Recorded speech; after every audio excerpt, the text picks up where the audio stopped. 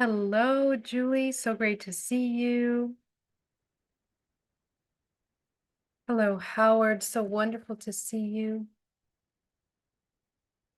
Ha, 274. Wonderful. Marilena, got you in time live. Yay. Great to see you guys. Oh, let's mute this. It's so wonderful to see you guys. I hope you guys have had a beautiful day. We are going to get started on day 4. And let me just make sure here that you guys Good morning, beautiful Marilena. So great to see you. Let's do a sound check. I'll make sure that everybody can hear me. Oh, where's my microphone? Oh, it's actually right here. So yeah, I think you can hear me now. All right, guys. So today we're going to talk about a really important element of shadow work that I'm not sure it's talked about very much. It's not something that I heard of very much until I went through my own practice and I began to realize that every time that I would reach a certain pinnacle point of expansion, um, later after integrating parts of that, there would be parts of me that would kind of retrieve and want to recede and want to go back inside. And in the practice of becoming aware also, um, when I was making major changes in my personality, in my behavior, how I would respond to things, how I responded to triggers, being super, super conscious about that, very aware of how I was responding to triggers. Okay, so just in becoming aware of the trigger and then becoming aware of what is actually being triggered and then learning how to change my response in the moment.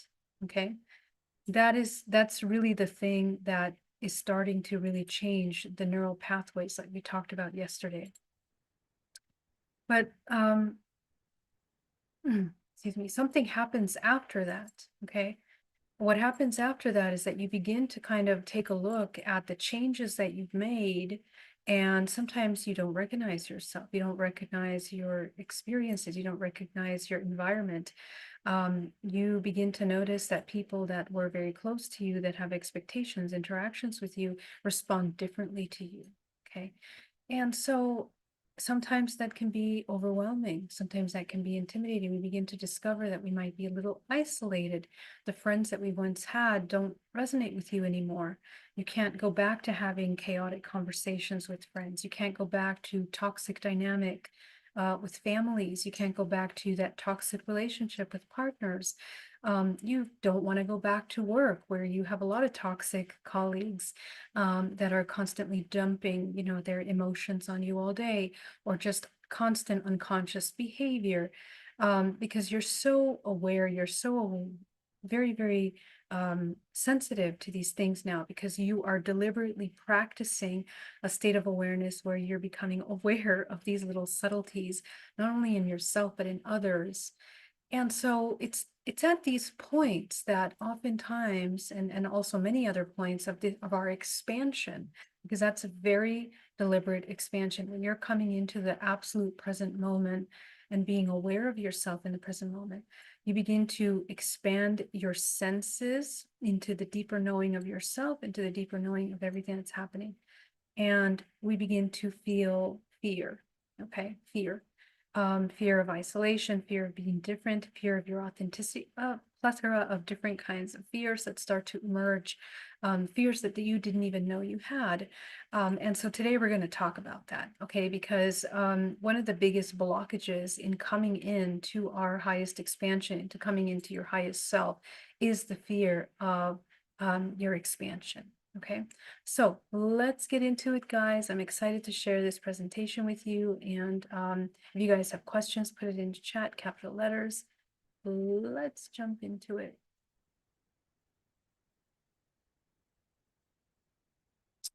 Let me open our presentation.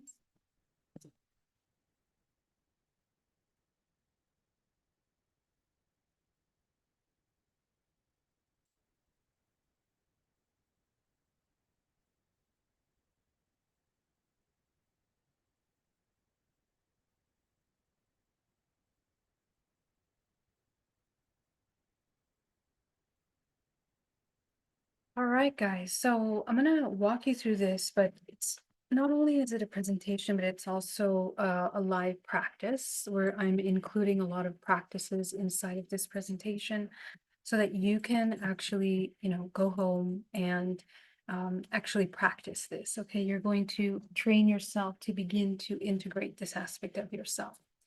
So there's a certain intelligence in self-sabotage. When we talk about self-sabotage, it's anything that limits us from coming into our highest expression. And in this process, we want to understand every time that we block ourselves.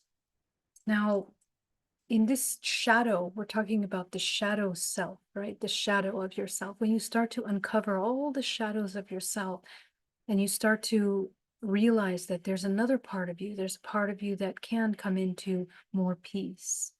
You can actually be in a constant peace. You can actually own your space. You can actually control your thoughts and your emotions. And, to that effect, your environment sometimes no longer becomes coherent. And so, what happens when your organism, your body, your mind is coming into this bigger coherence with this more peaceful unity consciousness, more natural cycles of harmonic order? So, expansion, it doesn't begin with acquiring more, remember.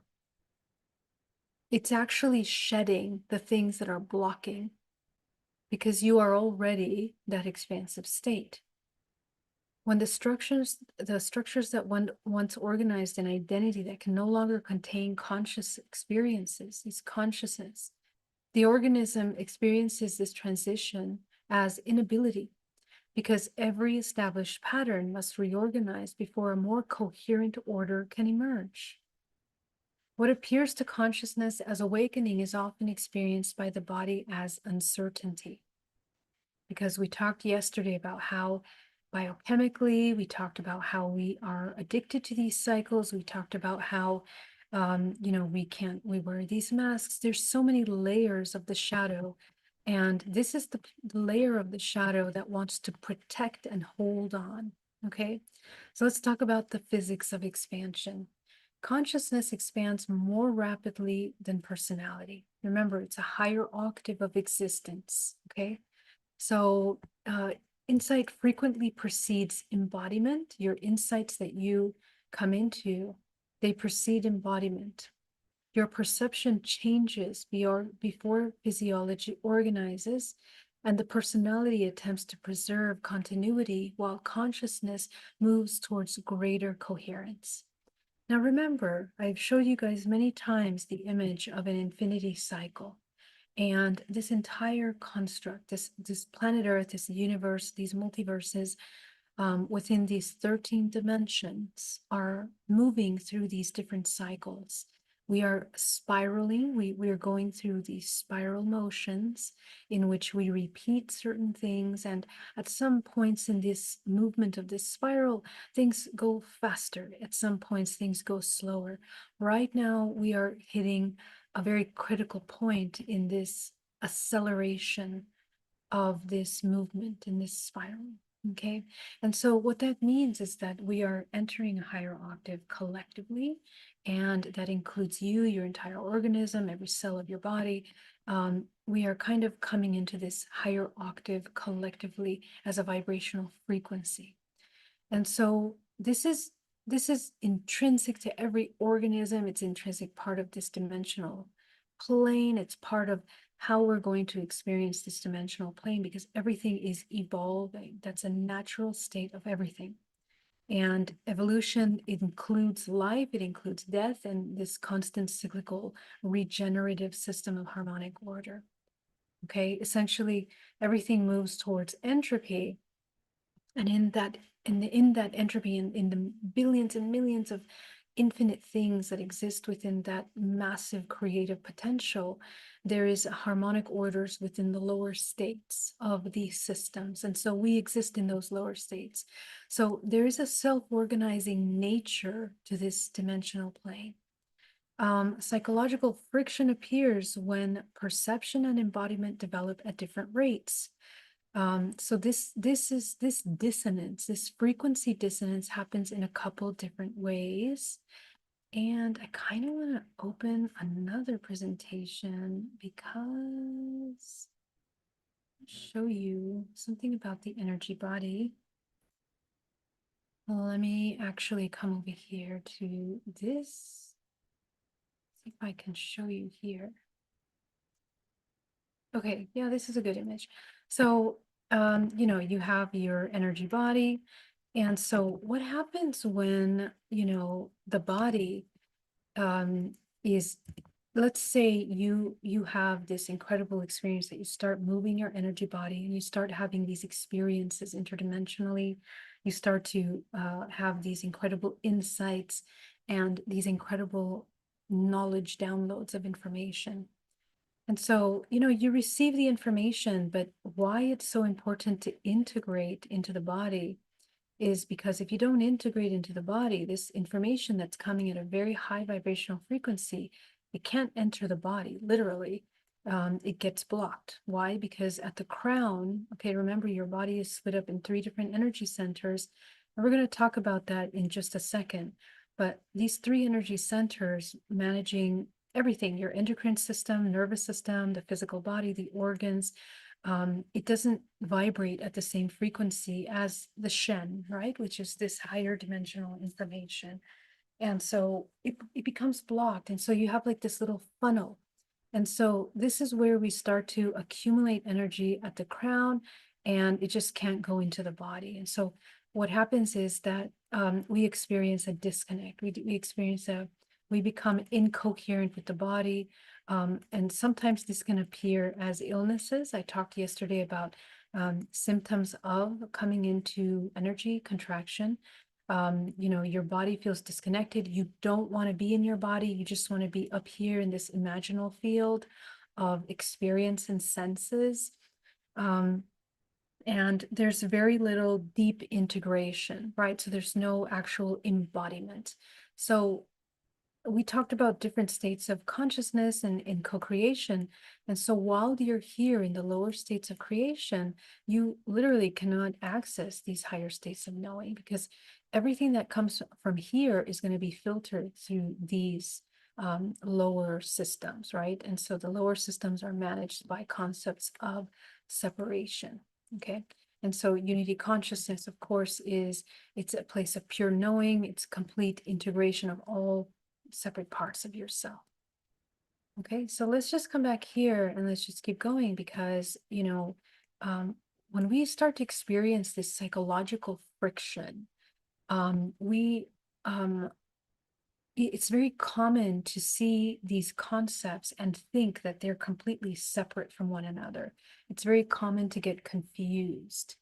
It's very common that the concepts that come in are, expressing this kind of dualism that is difficult to understand, and we get confused with what is right. But the whole point of that is it's trying to break past the matrix of duality that is so deeply ingrained in every cell in your body and every survival mechanism of your body, which needs to see things as black and white, good or bad, in order to know, is it going to live or is it going to die?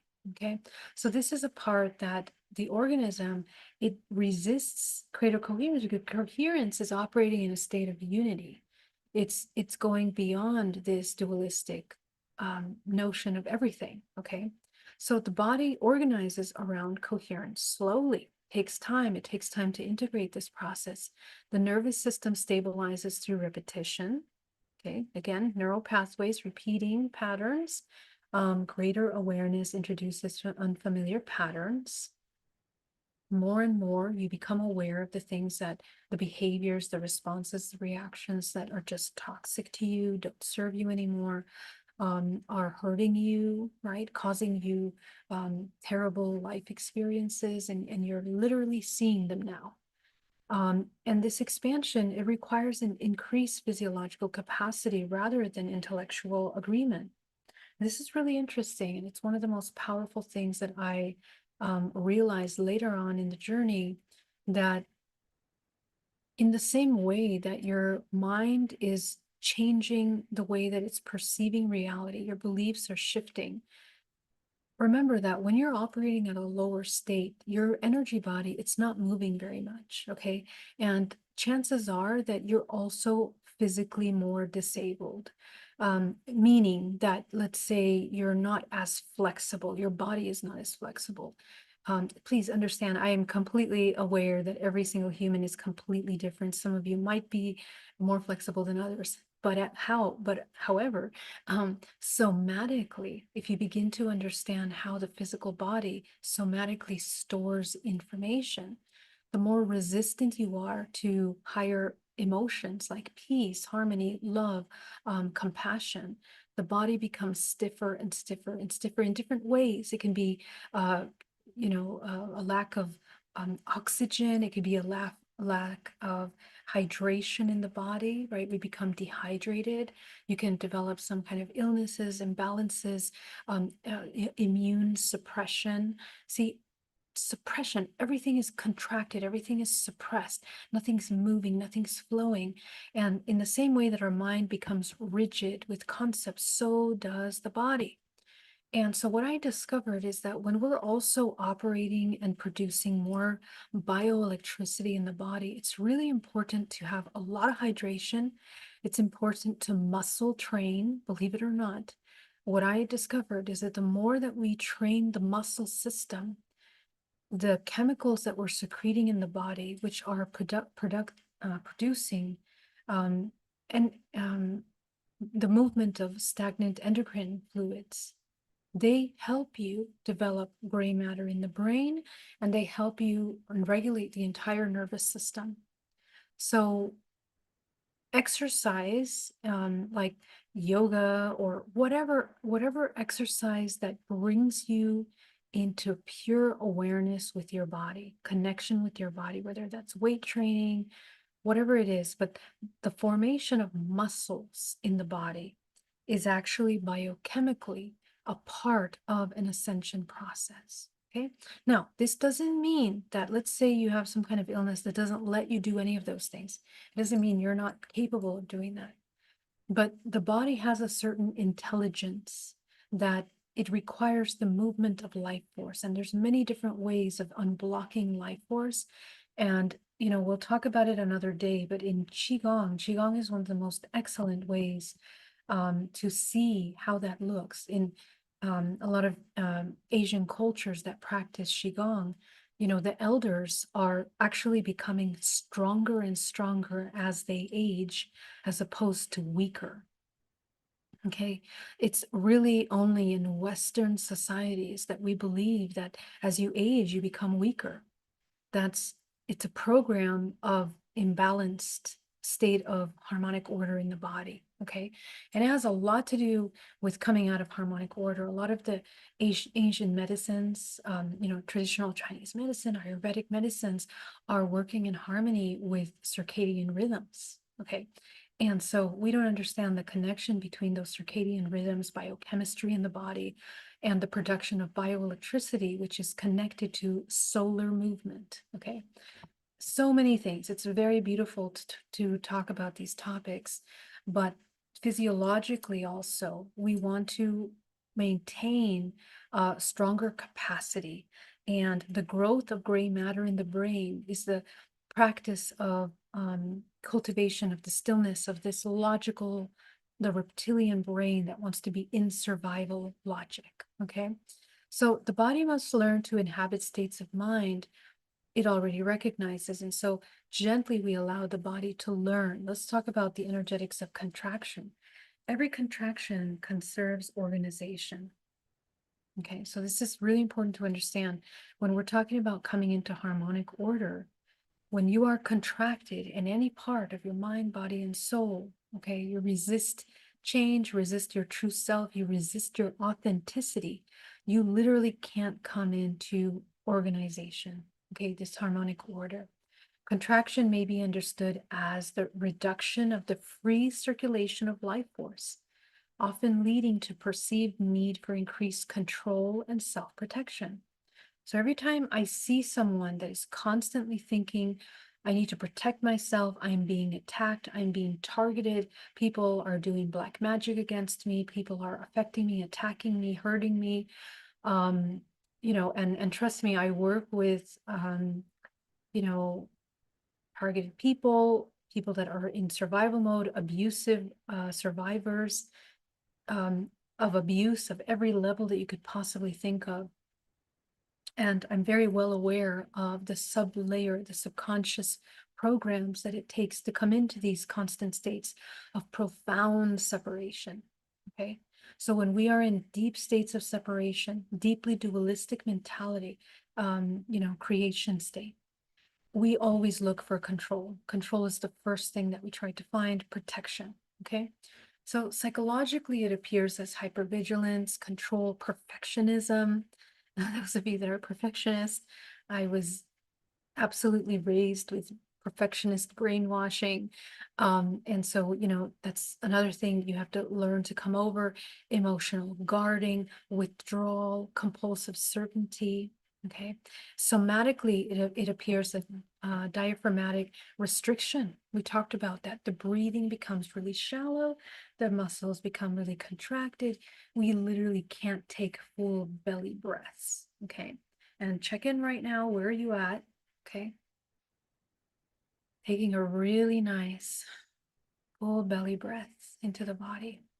Jaw tension. Okay. How many of you clench your jaws at night, are grinding your teeth? I used to grind my teeth my entire childhood. Pelvic guarding. Okay. So, you're crossing your arms, thoracic, thoracic collapse. Okay, so the entire front of this thoracic system is hunched over, shallow breathing, reduced vagal flexibility. Okay, so take a look and see how many of these you are checking off the list that you are kind of part of your personality. Remember, the mask that you're wearing, part of your survival toolkit. If these are what you are coming to, you are blocking the free circulation of life force. Okay, this is extremely important right here for you to remember.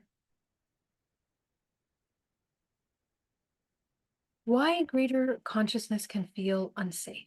Okay, so here's the thing. This is really, really interesting, going into the deep psychology of ascension. Okay.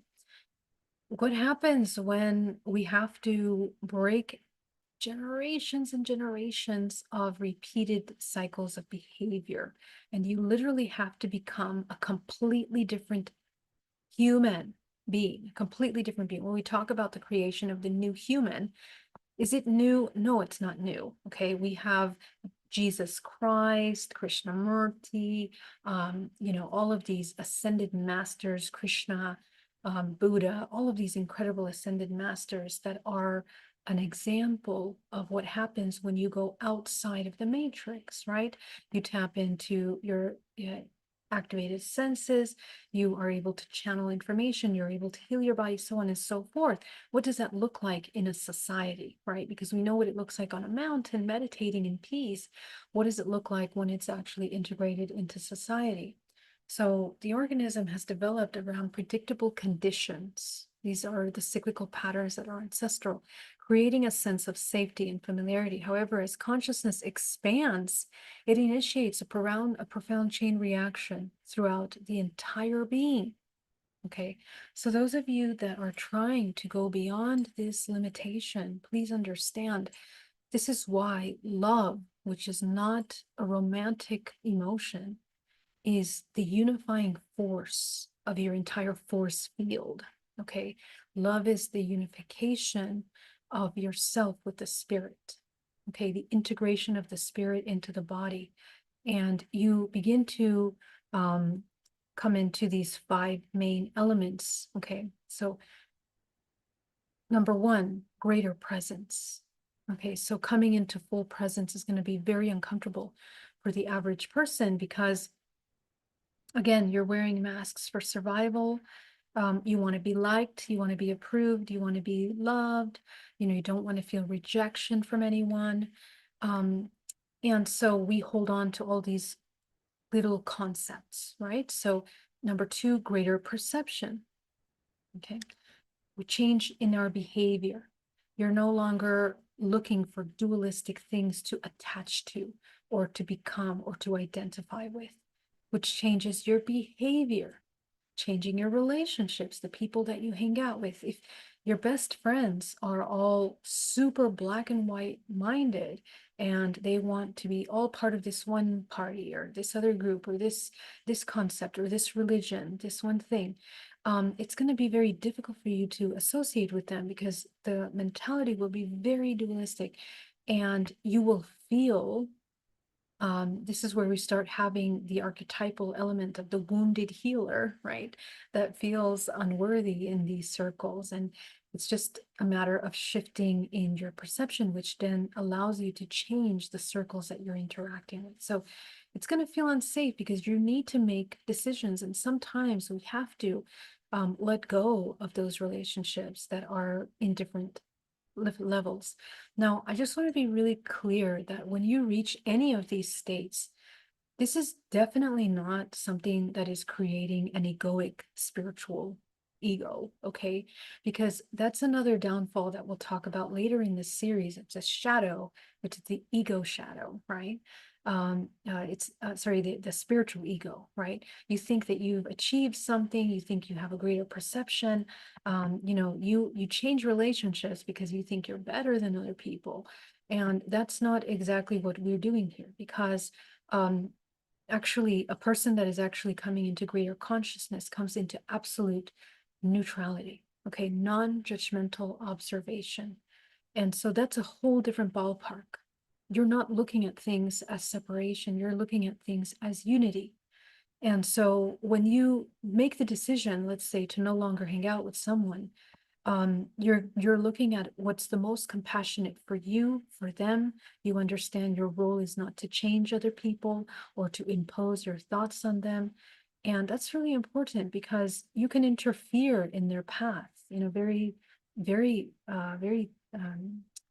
serious way. Okay, so a lot of people that start waking up, they just start, teaching other people something. And part of, people coming into their purpose, you have to be very integrated in your understanding of yourself. And your focus is on you. You have to completely come into that reintegration of yourself. Okay. And changes in your relationship with yourself and others also changes your identity. Okay, again, we are trying to discard these identities, and as a result, it changes biology. Okay, why? Because I mentioned already, and I talked in the first video that your identity, the masks that you wear, are bioelectrical, biochemical. They are very much physiological, psychological layers of yourself that you are interacting with, okay? And so in this entire sequence, while um, representing development, it's it's often interpreted by the subconscious as a form of loss, triggering deep-seated self-protective response that feels unsafe. Okay, so you might also feel you don't have anyone to confirm the things that you're understanding in this greater presence in any one of these categories. And so this is once again why self-love is the key. You have to close your loop. You become your, you train yourself to respect your experiences, learn from your experiences, not get attached to any one thing that comes up and rises, move through these experiences, integrating them without feeling that you have to protect any part of yourself. More on that in a second. So let's talk about the psychological resistance to greater awareness, okay? Because psychological resistance to greater awareness is about the expansion. It's dissolving familiar self-reference, leading to profound existential questions that change our established identity, okay? So questions begin to emerge, such as, if I'm no longer this identity, who relates to me, okay? Who succeeds? Who's suffering? Who protects? Who belongs?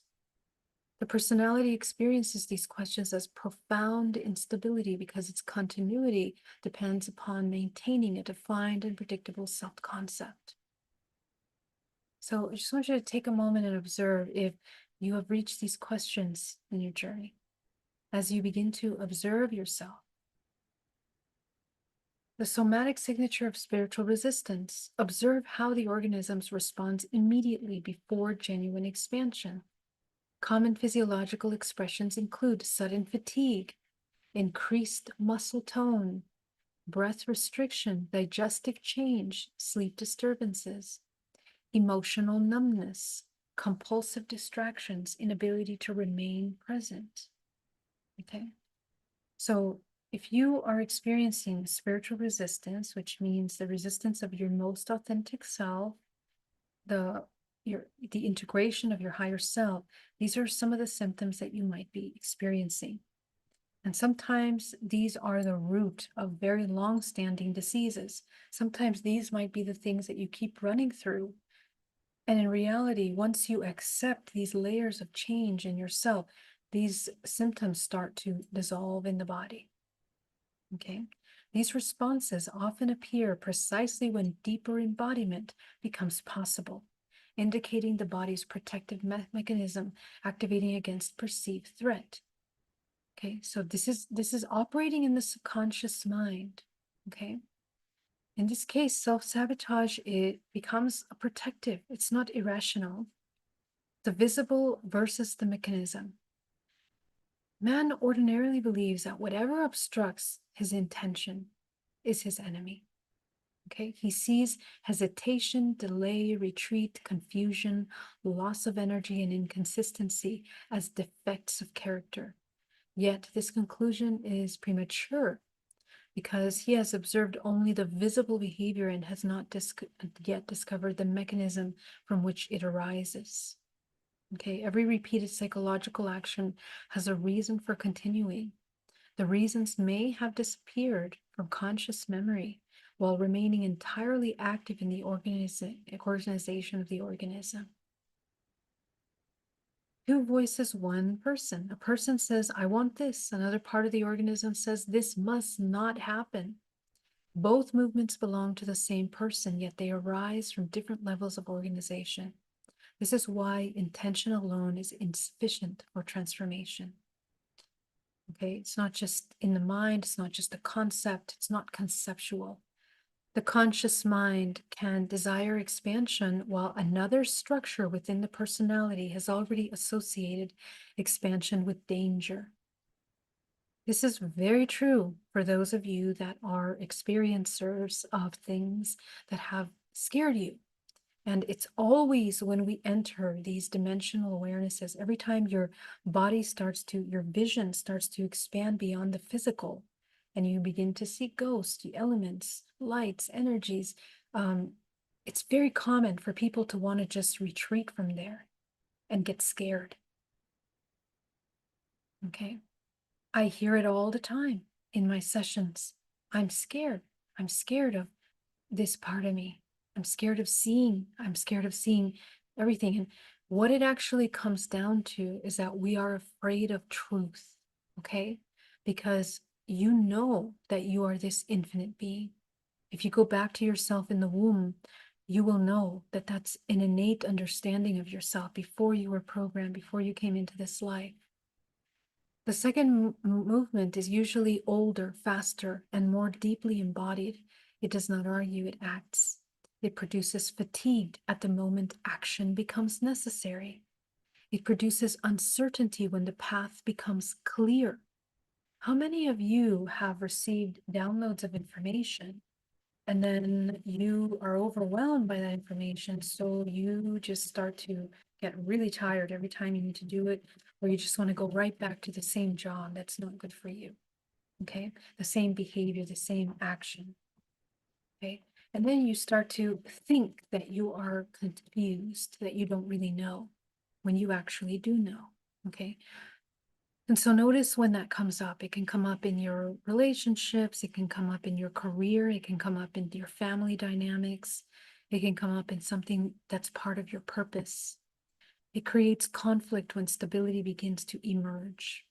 Okay, so think about the times where you were able to have peace. Sometimes we have relationships, we find people that we have, it's always with relationships that's the most intimate and painful, right? So Let's say you found a relationship that was so peaceful and loving and kind, and then you sabotage that relationship because you weren't familiar with that peace. That peace felt very difficult, and you couldn't go back and revert to those old habits of behavior that you are so comfortable with. Okay, so it's the same with yourself. If you find that you've done that in your life, at least once in your life, think about how you might be behaving when you're trying to emerge into this authentic self. It discovers reasons to postpone precisely what had previously been desired. Okay, so this is very common for those of you that are coming into your highest expression. And a lot of people live in this constant limbo. Okay, from the surface, this appears irrational, but from within, the machinery of the personality is it is entirely lawful. The organism is preserving an arrangement it has already learned until this is understood. One fights against oneself and calls the struggle discipline. When it's understood, resistance becomes information. The question that begins real observation is, why am I doing this again? Why do I behave this way? What system within me requires this behavior in order to remain unchanged? Okay, this is the key.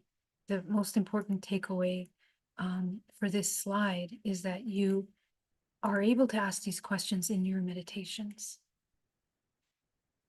Let's talk about what happens when you start to identify them. Okay, so every destructive pattern once served survival. This is for every human on this planet. A lot of people ask me, oh, actually, yesterday someone asked us, right, how do I forgive the person that hurt me so much? What about karma? When are they going to, pay for what they have done? Okay, so when we go deep into introspection of our actions, this is a very interesting concept to understand. There is no psychological pattern that appears from nothing. It is assembled gradually through repetition. An experience occurs, the organism responds, the response reduces danger. It preserves attachment, it prevents humiliation. Perhaps it's securing approval. Maybe it's limiting your emotional exposure in a place that isn't very safe. The nervous system records the results. We talked about this yesterday, the memory. That is what it's recording. The memory is the recorded results of those actions, of times where you were authentic, perhaps when you were a child. After sufficient repetition, the response is no longer experienced as a response, it becomes a character, your personality. Let's talk about some of these really strong archetypal layers. The private one, the person who learned to disappear, begins to describe himself as private. The mechanism is invisible beneath a respectable word.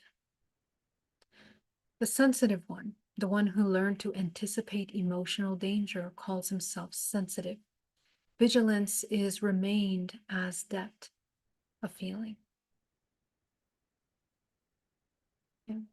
The ambitious one who maintained love through achievement, calls himself ambitious. The drive conceals a fear of being unworthy without it. Okay, this is a big theme this week, energetically. The generous one, the one who prevented rejection through accommodation, right? This is the people pleaser, right? The one that calls himself generous in order to self-erasure, wearing the mask of virtue, okay? And this is very, very interesting when you get into the deep psychology of, what we in the matrix think is virtuous. As I mentioned, everything in this matrix is inverted. It's inside out, upside down. You don't realize that until you start looking at the deep subconscious layers of yourself and others. But the things that drive you into action, you don't realize what they are, okay? And so what you might think is someone's generous behavior actually might be someone that is preventing rejection. Okay, so I just want you to take a look at how many times have you behaved this way in your life and what happened? The independent one, the one who avoided disappointment through emotional distance, calls himself independent. isolation is reframed as self-sufficiency. So this is a really interesting one that has affected our entire era that we are in right now. Okay. When the masculine starts to come over the feminine, okay, the feminine, which is looking at the subconscious emotional roots, when that is completely suppressed, when we are told to move on quickly from emotions or to not feel your emotions or to suppress them, or men can't cry, or women are too emotional. Those kinds of things begin to create this kind of avoidance with our true feelings. And we start to suppress emotions pretty strongly. Okay. And so anytime that we have experienced disappointments and emotions through our expectations, we begin to become over independent. And that's something that has happened to our entire human race over the past century, because everything has been focused on the external, on the material. Okay, that causes a tremendous amount of collective trauma. Okay, and so the whole theme of this era is to be independent, right? Not have family. The whole family falls apart. Everyone's divorced. Nobody knows what their role is anymore. Okay, and so this constant deep levels of confusion create even more distance. We don't know. We can't even name our emotions anymore. So this is a pretty severe condition. All of us have all of these at different layers. Okay. So words conceal mechanisms, and because the mechanism has required respectable name, investigation stops. You must learn to look beneath the name, ask what function the pattern performs. Every mechanism has a purpose. There is no emotion that you feel that is just random. Never. It's an intelligence that is within you, and you need to unpack that. Okay. The error is not that the mechanism appeared. The error is that consciousness remained asleep while the mechanism continued. Okay. This operates long after the original conditions had changed. So when the traumas originate, we disassociate, we leave the body, we check out, it becomes suppressed into the deep subconscious, and it just becomes a mechanical response. Okay. A pattern does not need condemnation, it needs to be seen completely. Compassion is the key. Okay. The subconscious fears expansion when visibility once produced pain. Okay. So if anybody has tried to be authentic in their life and have experienced some kind of pain in their pure expression, this is where we start to suppress this part of ourselves. Okay. Expansion always increases contact, by the way, as we know. Greater expression creates greater visibility. And when I talk about visibility, I'm talking about the ranges of visible light that are available. It's the activation of DNA. This creates greater exposure, and whatever has once been associated with the exposure will be awakened when the individual begins to expand. This is why some people feel relatively calm while dreaming and become disturbed only when the dream begins to become possible. It's okay when it's a fantasy, you can think of everything, but as soon as it starts to become real, what happens? Before possibility, expansion remains imaginary and the organism is safe. How many of you are safe imagining, but fearful of actually doing or trying? Visibility may once have produced ridicule in your life, so the organism learns to stay unseen. Perhaps success may have produced envy by others or separation. People no longer want to be with you. They judge you. So achievement becomes unconsciously limited. This is super huge for people that are afraid of being paid for their services, for example, or feeling worthy that coming into their purpose is not good. Okay. Expression may once have produced punishment, so truth remains suppressed even when it's safe to speak. Power may once have threatened belonging, so strength is withheld to preserve connection. The organism does not preserve philosophical conclusions about these events, it preserves relationships. These equations become embedded beneath ordinary thought. Visibility equals danger, success equals separation, expression equals loss. Power equals punishment. The work begins when consciousness stands between these two movements. I must expand, and if we expand, something terrible will happen. At that moment, identification weakens. You begin to recognize that desire is one moment fear and another moment and awareness to neither. From there, a new order becomes possible. This is the breaking of a really deep, deep subconscious collective trauma. This is when we start getting into the more collective themes of coming into your ascension. Failure can preserve safety, invisibility, and emotional familiarity. The hidden function of failing. Okay, so remember that we have very strong beliefs about failure. Okay, so it's frequently examined only from its external consequence. We always think about what's going to happen if we fail. When something is attempted, when something didn't succeed, yet psychologically, failure can perform a much more subtle function. It can restore the known. Okay. So if you're used to failing and you're used to what that feels like, and you've become addicted biochemically to the emotions, perhaps even the adrenaline of the failure, you would be surprised. Perhaps you're addicted to the adrenaline, to the excitement of new beginnings, but then as soon as this fear of failure comes in, you sabotage this experience. A person approaches a new level of life, the conditions begin changing, new relationships appear, new expectations arise. The old self-image can no longer explain the emerging reality. At this point, the organism experiences instability, and instability produces tension. Tension seeks resolution, and the quickest resolution is to return to the former identity. Failure accomplishes this immediately. The familiar conditions appear, the familiar emotions return, the familiar story is confirmed.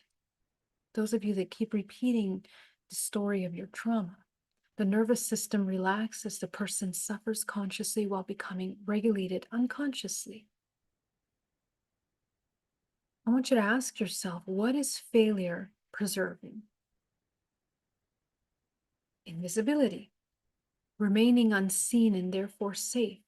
Dependence, someone else remains responsible. Okay, how many of you are in codependent relationships? You are afraid of your own responsibility. This is what's at the core. If you were to take a look at resonance, I want you to really, really ask yourself, when you think of what attracts people, places, and things to you, we're looking at the substrates of those frequencies in you, in the psychology of the frequency. Okay. Innocence. This is the archetype of the innocence. You pretend you're innocent all the time. You don't want to talk about taboo topics. You don't want to show that you're have desires or, any part of that. And you might notice this in culture, the inversion of innocence, the manipulation of innocence. One cannot be held to a higher standard when we play that role. We are free from responsibility. Okay. Loyalty to a family system that did not expand a familiar image of oneself. Protection from being seen completely. This is where we start understanding how these things like innocence, codependence can be seen as something virtuous. But actually in the sublayers of that, there's some deep, deep, deep programs that are happening. Okay. Observe carefully. After certain collapse, there's disappointment, but there may also be subtle quietness. The pressure has ended, the possibility has disappeared, no decision is required, no larger identity must be inhabited. The known can feel safer than the desirable. Once this is seen, failure acquires another meaning. When you discover the hidden function, sabotage ceases to appear mysterious. The pattern begins to disclose its intelligence. Identity the moment before the collapse. Okay, next step. Most people study a destructive pattern after it has already occurred. This is too late. The important moment is immediately before. That's presence. Okay, GPAC, ground, protect, align, co-create, so that you can identify right before it's about to happen. The pattern becomes action. Every collapse has an entrance, a small interval when possibility is still open, and the old mechanism begins assembling itself. Learn to observe the interval. Notice the threshold signals.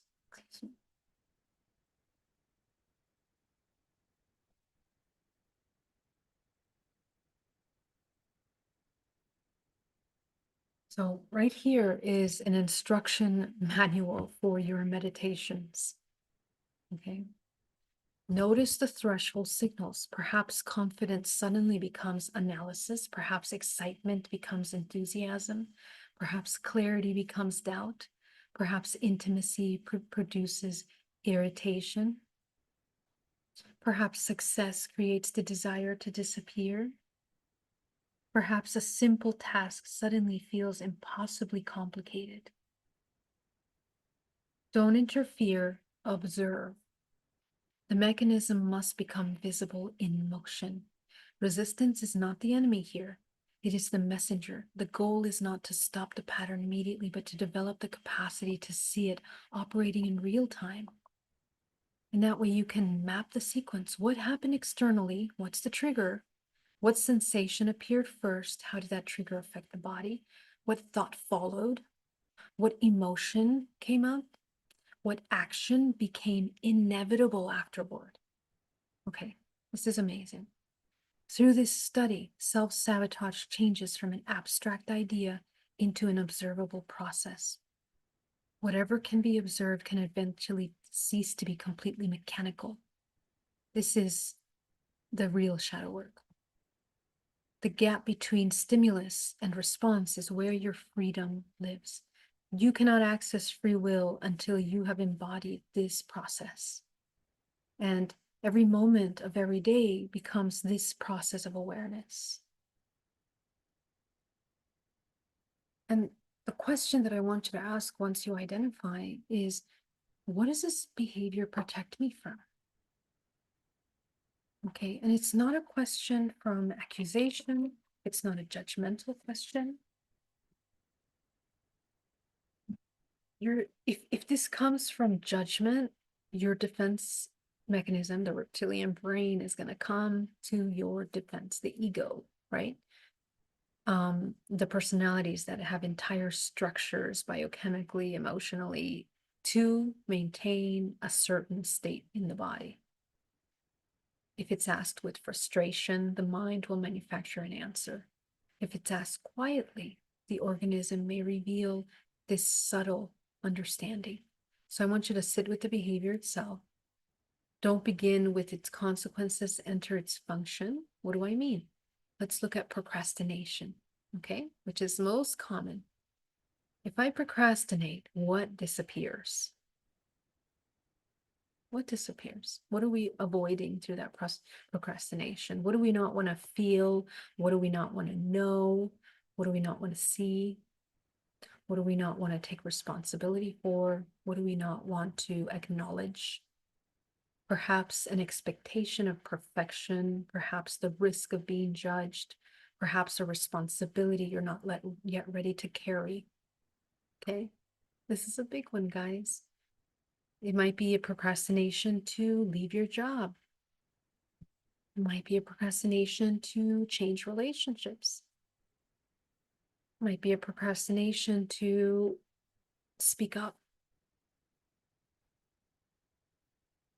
Let's look at withdrawal. If I withdraw, what do I avoid experiencing? Perhaps rejection. Perhaps the vulnerability of being truly known. Perhaps the weight of someone else's need. Confusion. If I become confused, what decision might becomes unnecessary? Perhaps a choice that requires you to disappoint someone, perhaps a commitment that would change everything. Self-diminishment. If I diminish myself, whose relationship with me remains unchanged? Perhaps someone who you needed small. Hmm? Sometimes you need someone small. Sometimes someone needs you to be small. Take a look. Perhaps a system that requires your limitation as its foundation. So if you continue to answer these questions, it's going to get really uncomfortable. And this is what I see in my DNA reprogrammings every single day. Okay. Because as soon as we start to realize the truth about our lives, about our suffering, people, sometimes we come in as these incredible victims of our lives. And then we realize, holy moly, I was afraid of taking responsibility. Okay, so the first answers usually belong to the intellectual mind. The deeper answer often touches belonging, rejection, responsibility, visibility, loss, power, intimacy, or separation, your real desires. When the real reason appears, this is usually where the recognition before expansion resides. The body knows it. Stay there. This is the point at which the mechanism becomes intelligible. Okay, it's going to be the most confusing, not confusing, it's going to be the most uncomfortable part of doing this work. This is why shadow work, nobody wants to do it. Okay, people talk about dark night of the soul, they think it's just getting lost in your suffering for a little bit and then coming out the other end. This is what it is. And a lot of people do not want to go here. Because when you look at these things, you begin to look at how messed up, how confused you are about the layers of choices that you've made to take you to this point that you're in your life. And all that comfort would have to be shifted. Okay. Let's map the fear around success and transform it into understanding. This is a big one for those of you that are trying to find your purpose, this is essential for the next 10 years from now. You want to know why? Because our system is changing. A lot of people are going to be without jobs, without the jobs that we were used to falling back on. These kind of mindless jobs where we build systems that are parasitic. And not all jobs are like that, okay? But this constant survival and the negation of your truth, the limitation of your potential, because on the other side of these jobs that you've been doing all your life is your incredible creative potential, the gifts that you have to offer this world, the healing that you're doing in yourself, and then as a result, heal the world. So here's a practice that I really want you to tap into. Examine the real cost of expansion. Success must be examined without sentimentality. People speak about wanting success while imagining only its reward. They rarely investigate the consequences the real expansion changes. Relationships, responsibility, expectations, exposure to, and the amount of energy one must be able to contain without losing internal order. Ask yourself honestly, what would truly change if I become fully visible?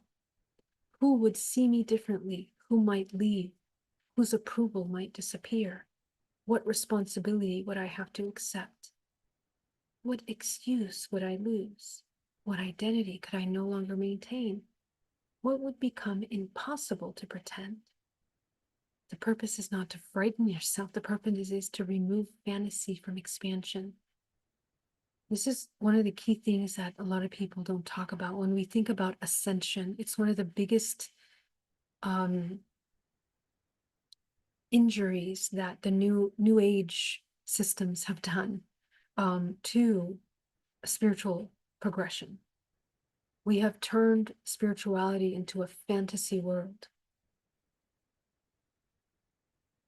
Okay. And goes into a really deep topic, but if you have fantasy concepts of expansion and don't understand the integration, the groundedness, you're not going to understand or even ever experience in your life a state of real expanded states. Okay. And your perception of reality is also going to be distorted completely. And when it's distorted in the waking state, it's also distorted in other dimensional planes. And so the idea is that when you come back into harmonic order, you're able to recognize what is true and what's a fantasy. It has a very different quality in the body, mind, and integration. Expansion becomes possible when consciousness can perceive both the desire and the cost without becoming identified with either. The transformation objective, understand, don't conquer. The aim of this day is not to conquer self-sabotage. The one who wishes to conquer it is often another fragment of the same personality. Okay. One part attacking another, the conflict increasing. You have these internal wars with yourself. This mechanism grows even stronger. Okay. And this is why I see a lot of people that go into the spiritual community. They start off great, but soon enough, this spiritual ego becomes even more dualistic than it would have been if it wasn't even touching any of these topics. We fall back into this dualistic way of seeing yourself, everything, and everything looks like war, right? And so this is the time of great awakening, which is the time that we're in right now, is so divisive because of this reason. Because when we come into expanded states and we're coming into these higher octaves of understanding, when the ranges of frequency are more available to every human on this earth, it's very easy to pull back into this duality again. And it's like this sticky glue that can't let you get beyond that. So the real aim is understanding. Understanding means seeing the complete movement. You see what the pattern does. You see what it protects. You see when it was formed. You see what activates it. You see what identity depends upon it. You see what future prevents. It prevents.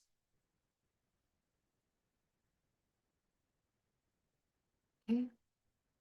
Fear appears, you remain present. Contraction appears, you remain present. Impulse to retreat appears, you remain present. With sufficient observation, the old equation begins to change. And then what was previously called self-sabotage reveals itself for what it always was, an intelligence waiting to receive new information. The whole point of DNA reprogramming is that you are providing the opposite emotion in your body. You are understanding what you need and you're providing that to yourself. But it's not just that I tell you, turn it into a color, put the color in your body. That's not it. You have to feel it. That's a tool that can help you. But the true integration of that is that you feel peace in your body deeply. You recognize it. You know how to create it. Okay. You know when you have not created it, and you know how to change it. Shen, the spiritual life force, and the integration of conscious presence. Shen represents the refined quality of awareness expressed through the heart. As cultivation matures, this presence deepens, leading to a profound reorganization of the inner landscape. Number one, your awareness becomes quieter. The internal noise diminishes, allowing for deeper listening.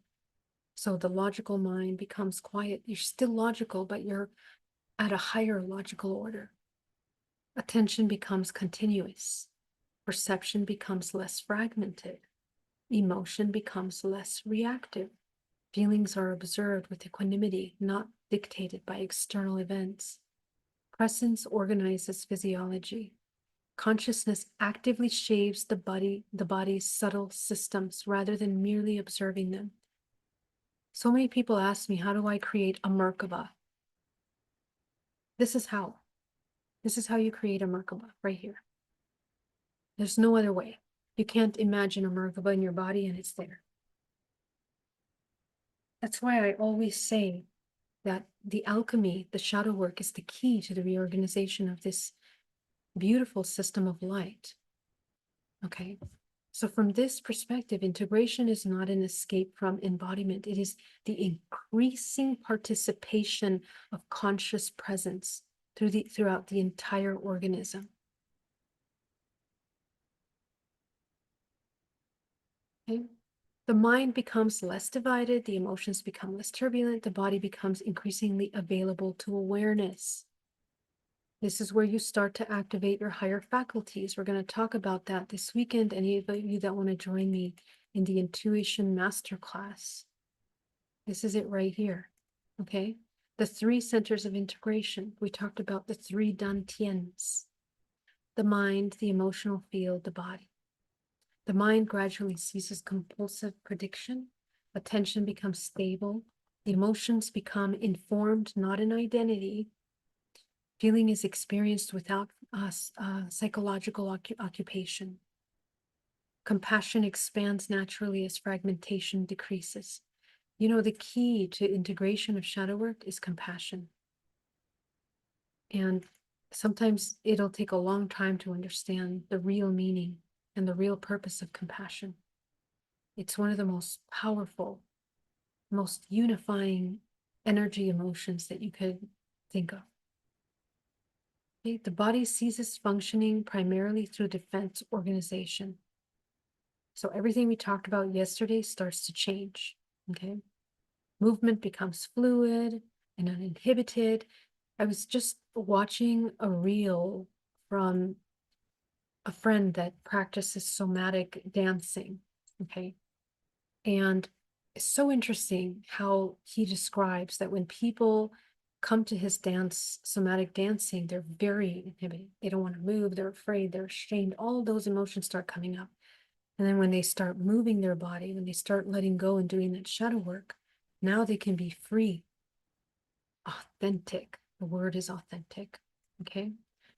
Expansion requires greater capacity, not greater force. Effort strengthens contraction. When the organism already feels threatened, expansion develops through increasing the body's ability to remain regulated. While encountering greater openness, capacity becomes more important than intensity. Okay? Regulation. Remain regulated throughout whatever you feel, whatever you experience. Okay? This dissolution of internal fragmentation as awareness stabilizes, thought no longer dominates feeling. Okay? Really important. Feeling no longer overwhelms perception. The body no longer functions independently of conscious participation. This is the integration of your Jing, your Qi, and your Shen. Jing, the lower dantian, first 3 chakras. Qi, your middle dantian, your heart, your throat, your third eye, which you want to expand in Jipak, and your Shen, your crown. Your crown is integrating the higher self into the body all the time. So that's what we're training the body to do when we do GPAC. We enter into a mature state. If I were to say one thing about spirituality is that you know somebody's spiritual when they're mature. Okay, and this maturity is not the maturity that this matrix has constructed for us, right? The one that gets a job, the one that gets a career, the one that goes to school, has a family. No, I'm talking about a real maturity of being able to come back into harmonic order, taking full responsibility for every creation, every thought, every emanation of life force that comes from you. The completion of inner work is not measured by extraordinary experience. Please understand, I am not a fan of extraordinary experiences just as a means for ascension. You can have 20 million extraordinary experiences and never touch the shadow work, and you are nowhere. Okay? Because the integration of all those experiences happens in the body, and the restructuring and activation of DNA doesn't happen from an imaginary vision. The activation of DNA is the reorganization of mind, body, and soul. And it's actually measured by increasing simplicity. Okay. And so I spend a lot of time explaining these concepts in great depth because we have a lot of inversions to reverse. We have a lot of inversions in this matrix to reverse. And it takes time to see them. Attention becomes unified. The nervous system becomes available rather than defensive. Emotions become transparent. Action becomes proportionate. Presence becomes continuous. Creation arises from coherence rather than compensation. Expansion is no longer experienced as becoming greater. We're not looking to become anything greater. Why? Because you are infinite potential. You are a unique signature, like a musical note of infinite potential. And you need to shed the matrix shell that inhibits your ability to access that.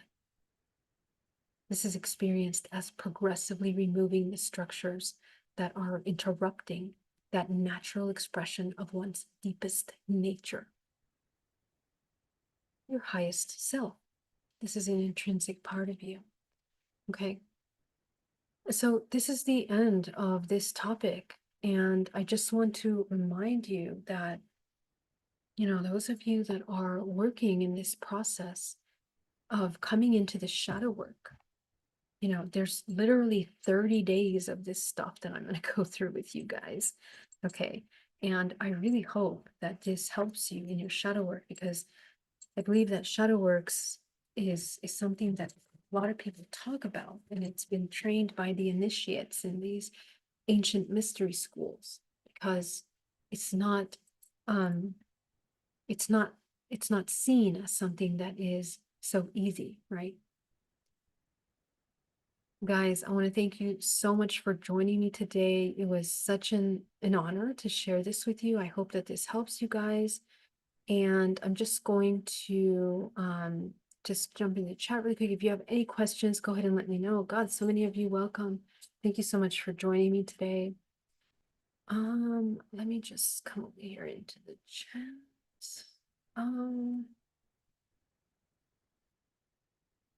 Hello, Howard Moonlight, welcome. So great to see you. New, and I'm loving the portals and invitations you have created. Thank you so much. It's an honor to have you here, Howard.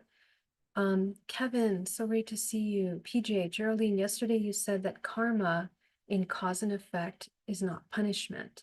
Then what happens to the abuser? Ideally, I should take the role of the abuser, than being their victim. Not sure I understand that question.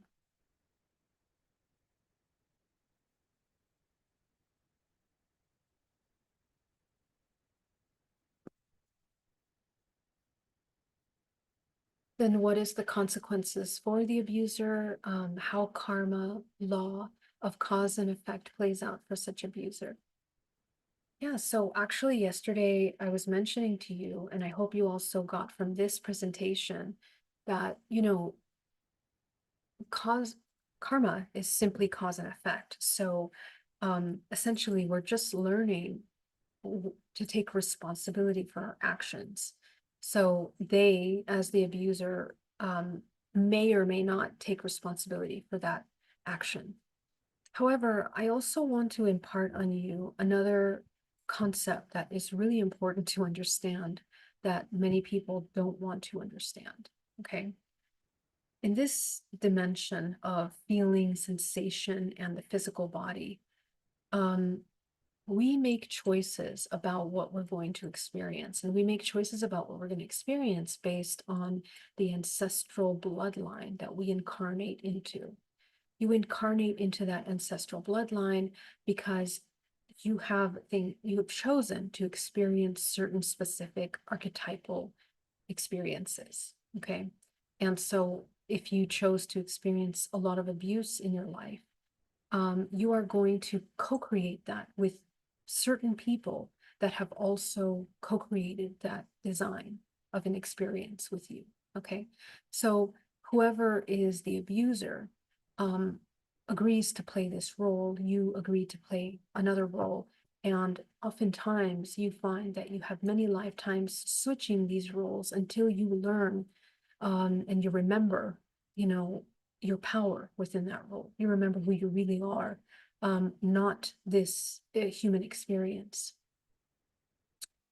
And you might actually realize that the lessons, because you see, you wouldn't be here understanding this information, you wouldn't be working on yourself, you wouldn't be healing yourself without that catalyst.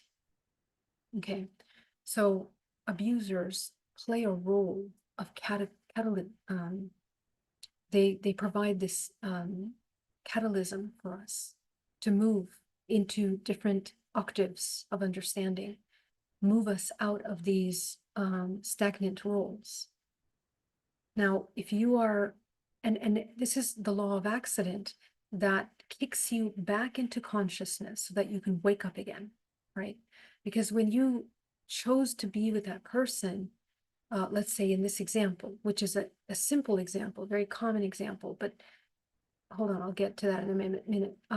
You know, there was an intuitive part of you that knew that this being wasn't for you, but you chose to ignore that message, the red flags, the voices that said, you know, this person isn't for you, and you continued. And so that's when the timeline of that lesson formed for you. Okay, so again, I mentioned yesterday, you have to take responsibility for your participation in the creation of that experience. And that other individual will have to take responsibility for their participation if they choose, because again, there's free will. But also, there is nothing that occurs in this universe without an opposing. Okay, so nothing is random. Nothing is random. Okay, so however the abuse that that person impose on you, it's going to affect their life in a certain way. Okay, you have no idea how. If you meditate and begin to observe your reactions, his behavior, his deep psychology, your psychology, you could understand pretty quickly. And through the meditation of looking at your experiences with him, you would also get pretty profound insights about his role in his own life. And seeing that usually will help you understand, you know, what kind of life experience he's having. Okay. And so this is where we develop compassion, compassion for yourself, first of all, because you need to, again, as I said yesterday, number one thing, forgive yourself. If you don't forgive yourself, you're going to repeat the same abuse. You choosing the partner was an abuse to yourself. Number one, it was a betrayal to yourself, a betrayal for whatever many reasons it might be. Okay. So this is part of that you really need to look at. And I'm oversimplifying for this very specific example. Okay. But you need to take a look at what betrayals, what are the patterns of behaviors that led you into that relationship. And that's where your work needs to be. Okay. And when this other individual chooses to do that work, they're going to go through that process as well. That is karma. That is karma, cause and effect. Okay. And, you know, chances are, as we talked about in this entire presentation, if our behavior comes from contraction, if our behavior comes from fear, from self-preservation, that's all we're going to experience. So that's all the abuser is going to experience as well. Okay. And even if it doesn't look like that on the external, internally, people live very different realities. Okay. So the part of you that wants to see him suffer is there's anger, there's betrayal, there's helplessness, there's overwhelm. And when you go to the root of that, you're going to find a lot of anger maybe hatred towards yourself at the bottom of all of that. And that's what you need to work on. When you address that, you're no longer going to want to, let's say, see him suffer or see karma falling upon or getting the consequence of that. Or what's the word that you use? The consequences. You're not going to, see him want to see that. Okay, so you need to, as I said yesterday, you need to hold that part of you that really wants that and nurture it, see what's going on. What do you want? What does that part of you want? What is that part of you asking for? And therefore support that part of you, okay? I hope that answers your question. HUH274, are you suggesting that a fried nervous system years after awakening are due to something my body is not getting, nutritional, exercise, etc.?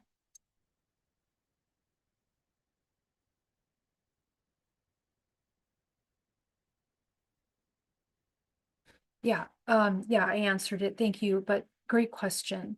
Very valid question. It's not just that. Yeah. Yeah, you got it. So, I mean, years after awakening, the thing is that after awakening, we have to integrate and regulate the nervous system, right? So, and that's the work, that's the shadow. To regulate the nervous system is the awakening. To come into that neutral observer, the cultivation of that neutral observer is the awakening, basically, is the integration of that awakening. Okay. PJ, if I or my partner cheats, then what is the law of cause and effect of this? How karma catches up? It could be a million things. For example, first of all, you can't ask for your needs to be met. You choose partners that are emotionally unavailable. You don't respect yourself. You have shame programs about sex. I mean, we could talk for hours about, subconscious belief systems around sex, around intimacy, around love. Um, you know, Millions of things can be at the root of that behavior. Okay.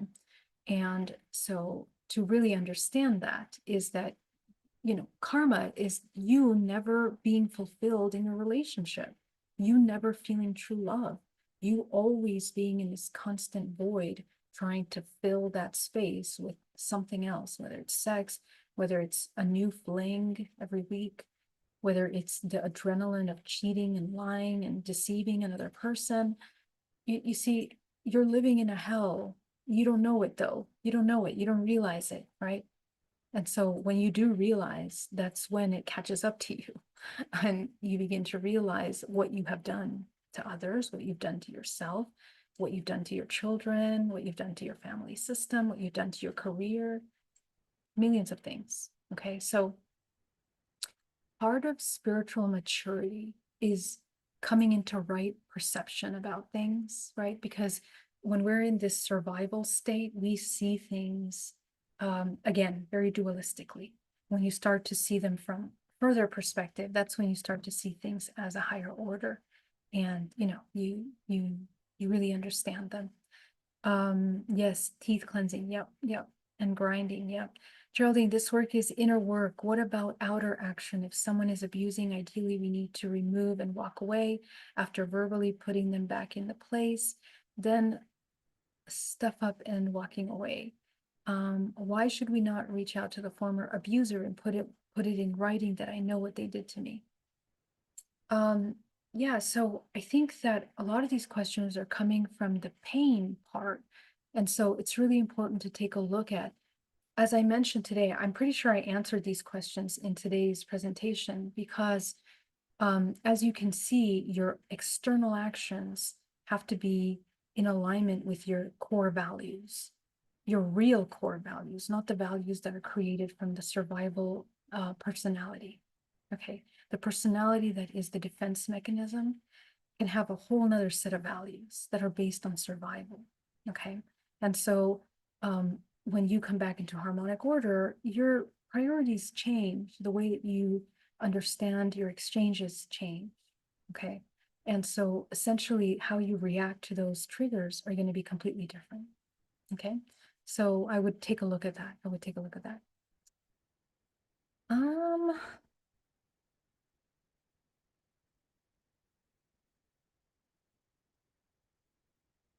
Thank you so much for your amazing questions, guys. Love you so much. It's such a joy to share with you. And yeah, thank you for your amazing questions, guys. I hope you have an incredible night and I will see you soon. Let me just check because I think we are live in. Okay, perfect. All right. Love you guys. I'm going to put this up and you'll have access to this replay on the website. Oh, one last thing I really need to share with you guys that um, I received a message that the website was not showing the challenge. And so I took a look at what was happening, and it looks like there was a delay in the publishing of the web version, the phone version. So if you access the challenge from your phone and you didn't see the 30-day challenge there, it's because it wasn't publishing to the phone version. So yeah, we talked with the web people and Wix, and they were able to fix it. So now if you go to your phone and you look for this, you're going to find it there. So it's here on the desktop. But again, every single video is going to be here for you. Here's yesterday's video. Today's video will be here. And oh, sorry, mute that. And so you'll be able to access that. If you sign up for the actual event replay, you're also going to receive the slides. Okay. And everything will be given to you at the end of this challenge. You'll have access to all the days. All right. All right, guys. Thank you so much for joining me. I love you and have a great night. Bye.